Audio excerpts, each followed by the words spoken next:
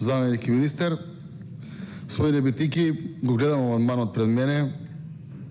Изработка на студија за воведување на водород во производството, модернизира, да нема јаглероден диоксид. Тоа све вака убаво кога би дошло од некој човек кој што навистина го мисли тоа, некој човек кој што можеби или предава на факултет или е добил можност за прв пат да стане пратеник, па сака своите знаења, своите искуства од научната да ги преточи во практичната сфера. Ама, господине Битики, не сакам да ме свадите погрешно, кога доаѓа од поранешен до вчерашен, до пред неколку месеци, втор човек во државата за координација на економските ресори, а енергетиката и тоа како е многу важен и значаен економски ресор, бидејќи многу средства таму се вложуваат, и да го зборува ова, според мене, наистина, да не речем вреѓање на интелигенција, правење на 3,5, ама е невкусно. Невкусно е бидејќи доаѓа од вас. Господине Битики, може би е добро пред да разговараме за водород и за други работи, да кажете што мислите за последните индиции во рек Битола, каде што државата, односно владата, на која што вие бевте втор човек, инвестирала сериозни пари, ама не во откопување на ресурси за производство на електрична енергија, туку во закопување на ресурси за производство на електрична енергија, да не може да се пронајдат. Зошто? Бидејќи од холдингот Doing Business и од СДСМ сте се договориле да едни раководат со рек Битола, со електрани на Македонија, а другите раководат со набавка и трансфер на јаглен. И сега, вие сте биле вице-премиер за координација на економски ресори во влада во која што договорот за тоа колку чини јагленот, колку чини транспортот е државна тајна или деловна тајна, како ви беше.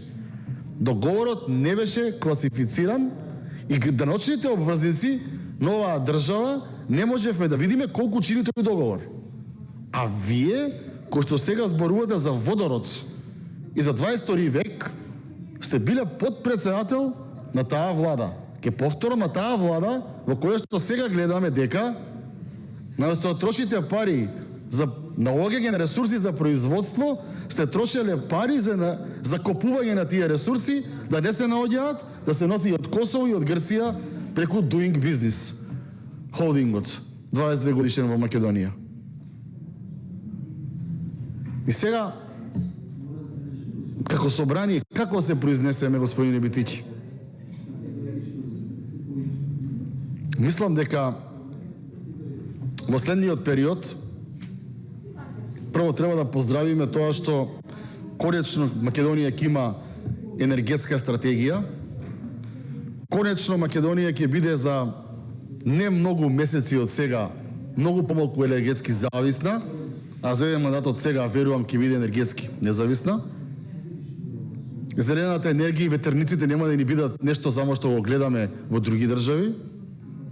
Исто и некои други ваши идеи кои што не успеавте да ги реализирате, ние ќе реализираме, но истовремено мораме, господине Битики, сите овдека заедно во собранието, независно кој од која политичка партија доаѓа, независно кој какви идеолошки гледања има, да расчистиме со оној огромен криминал кој што еве сега почнува и ќе почнува доправа да излегува на виделина онаму каде што го правеле луѓето кои што ги поставувала владата, на која што вие сте биле втор човек многу години, и партијата на која што вие сте биле втор човек многу години, кој што ќе ве потсетам по трет пат, така и ќе завршам, наместо да инвестираат пари за откопување, инвестирале пари за криење, со цел да се увезува преку холдингот Doing Business и некој од тоа да печали на грбот на народниот буџет.